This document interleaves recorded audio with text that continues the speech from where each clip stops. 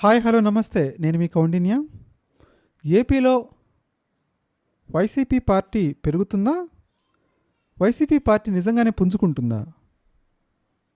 NDA నేతల్లో ఈ విషయంపై తీవ్రమైనటువంటి ఆందోళన నెలకొందా? అసలు ఏం జరుగుతుంది ఆంధ్రప్రదేశ్ రాష్ట్ర రాజకీయాల్లో? నిజంగానే కూటమి అంచనా వేస్తున్నట్టుగా వైసీపీలో ఏమైనా కదలికలు మొదలయ్యాయా? అసలు ఏంటి ఈ తెర వెనుకున్నటువంటి విశేషాలేంటి? ఈ వ్యవహారాలన్నింటినీ ఎందుకు ఏబిఎన్ ఆంధ్రజ్యోతి రిప్రజెంట్ చేసింది, హైలైట్ చేసింది, ఎక్స్పోజ్ చేసింది?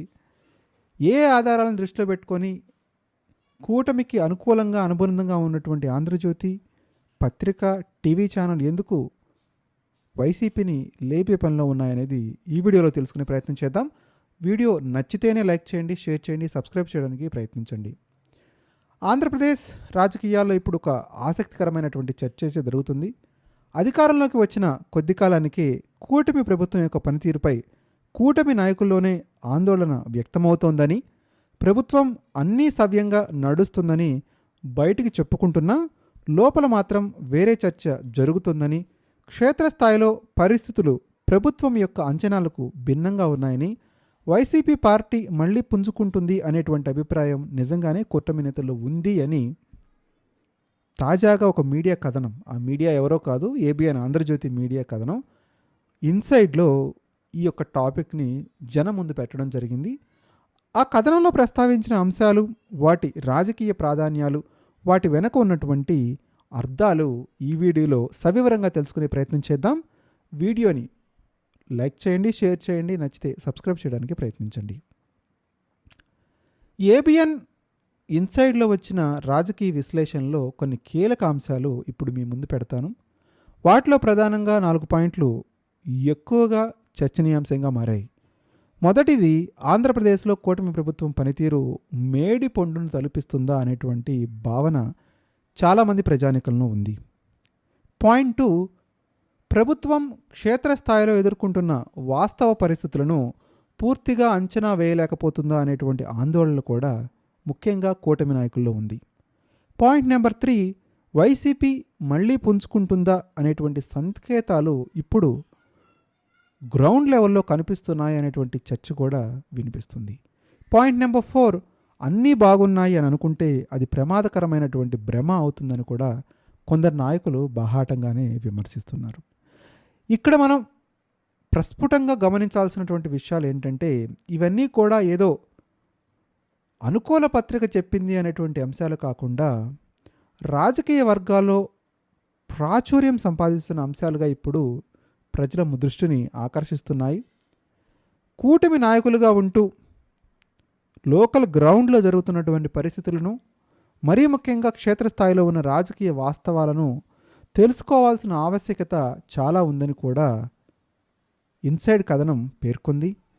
ప్రభుత్వం అమలు చేస్తున్న పథకాలు, తీసుకుంటున్నటువంటి నిర్ణయాలు, ప్రజల్లో వాటి నుంచి వస్తున్నటువంటి స్పందనలు, కార్యకర్తల అసంతృప్తి, ఈ 4 అంశాలు ప్రభుత్వం అంచనాలు తలకింది చేసేలా ఉన్నాయని చెప్తున్నారు.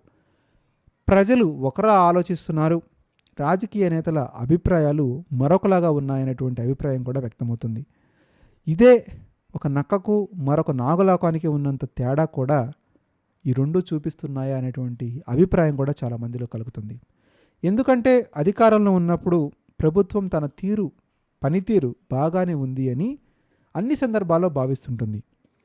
అలాంటి సందర్భంలో ఎవరన్నా ప్రభుత్వ పనితీరుపై బాహాటంగా మాట్లాడితే కనీసం ఆ చర్చలకు కూడా అవకాశం ఇవ్వలేనటువంటి పరిస్థితి చాలా రాజకీయ కథనాల్లో చూస్తాం. ఇక రీసెంట్గా జరిగినటువంటి స్థానిక సంస్థల ఎన్నికల సందర్భంగా ఎన్డీఏ కోర్ కమిటీ సమావేశంలో 3 పార్టీలకు చెందినటువంటి 3 ముఖ్య నాయకులు, టీడీపీ, జనసేన, బీజేపీ నాయకులు, పార్టీ ప్రతినిధులు కలిసి కూటమి సమన్వయం, ప్రభుత్వం పనితీరు, క్షేత్రస్థాయిలో వాస్తవ పరిస్థితులపై చర్చించినట్టు ఇన్సైడ్ కథనం ఆల్రెడీ పేర్కొంది.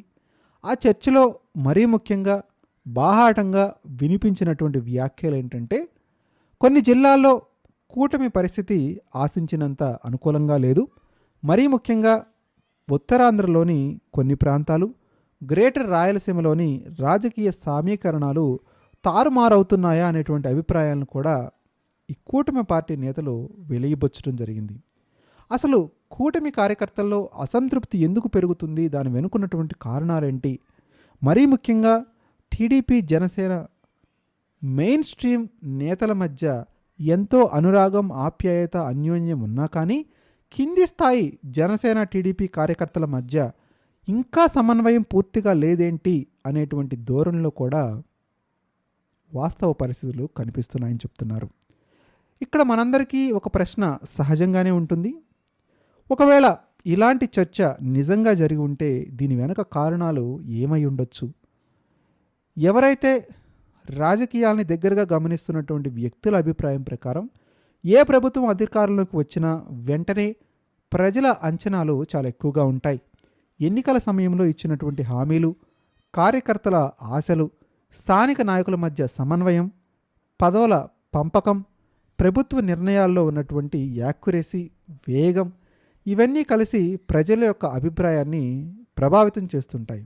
అందుకే అధికారంలోకి వచ్చిన మొదటి కొన్ని నెలలు ఏ ప్రభుత్వానికైనా అత్యంత కీలకమైన కాలంగా భావిస్తారు. అదేవిధంగా హనీమూన్ పీరియడ్గా కూడా పరిగణిస్తారు. ఈ కాలంలో ప్రభుత్వం యొక్క తప్పొప్పులను, అదేవిధంగా ప్రభుత్వం యొక్క పోకడలను ప్రజలు, అదేవిధంగా ప్రతిపక్ష పార్టీలు కూడా సునిశ్చితంగా గమనిస్తుంటాయి. ఏ వార్త బయటకు వచ్చినా కానీ ప్రభుత్వం కొన్నాళ్ళు ఎదురుదాడి చేసుకోవటానికి, లేకపోతే ప్రతిపక్షాన్ని ఓవర్టేక్ చేసుకోవడానికి కూడా ఉపయోగపడుతుంటాయి. కానీ ప్రభుత్వానికి అధికారం తరిగిపోతున్నప్పటి దగ్గర నుంచి అధికార పార్టీలో ఉన్నటువంటి నాయకుల మధ్య సమన్వయం కనిపించదు. మరీ ముఖ్యంగా మీడియా ముందుకు తరచూ రావడం, ఏదన్నా వ్యతిరేక ఆరోపణ వచ్చినప్పుడు ఖండించటం ఉండదు.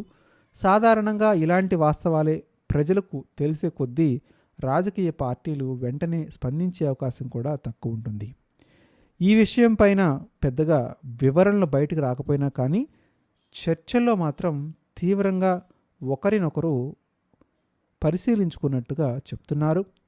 ఏదైతే ఏబిఎన్ మీడియా కథనం ఆధారంగా ఇవి ఆ మీడియా యొక్క అసలైన రిపోర్ట్స్ అయితే కావు. కాకపోతే ఎవరైతే కూటమి నాయకులు సరిదిద్దుకోవాల్సిన అంశాలుగా చెప్తున్నాయి. ప్రస్తుతానికైతే రాజకీయాల్లో 3 ప్రధాన విషయాలు ప్రధానమైన చర్చగా మారుతున్నాయి. ఒకటి ప్రభుత్వం యొక్క పనితీరు, రెండోది కూటమి పార్టీల మధ్య సమన్వయం, మూడోది ప్రతిపక్షం తిరిగి బలపడుతుందా అనేటువంటి ప్రశ్న. ఏదేమైనప్పటికీ ప్రతిపక్ష పార్టీలను ప్రభుత్వాలు ఈజీగా, లైట్గా తీసుకునే అవకాశాలు ఎప్పుడూ ఇవ్వద్దు. ఒకవేళ అదే జరిగితే రేపటి రోజున మళ్ళీ ప్రతిపక్ష పార్టీలు పుంజుకునే అవకాశం ఉంటుంది. ప్రతిపక్ష పార్టీలు పుంజుకుంటున్న కొద్దీ అధికార పక్షానికి అధికారం దూరం అవుతుంది, ఆందోళన ఎక్కువ అవుతుంది. ప్రతిపక్షంలో ఉన్నప్పుడు ఉండేటువంటి ప్రెషర్, ఇబ్బందులు అధికార పక్షంలో ఉన్నటువంటి పార్టీలు జీర్ణించుకోలేవు. కాబట్టి ప్రస్తుతం వినిపిస్తున్నటువంటి, కనిపిస్తున్నటువంటి అంచనాలు, కారణాల ప్రకారం ఇప్పటికైనా అధికారంలో ఉన్న పార్టీలు గమనించాల్సిన విషయం ఏంటంటే, క్షేత్రస్థాయిలో కూటమి పార్టీలు ఎలా కలిసి పనిచేస్తున్నాయి, ప్రజల ప్రతిస్పందన ఎలా ఉంది, ప్రజలు మీతోనే ఉన్నారా లేక మీ వైపు ఇబ్బందిగా చూస్తున్నారా, ఇవన్నీ కూడా 1కి 2 సార్లు గమనించాల్సినటువంటి అవసరం ఉంది.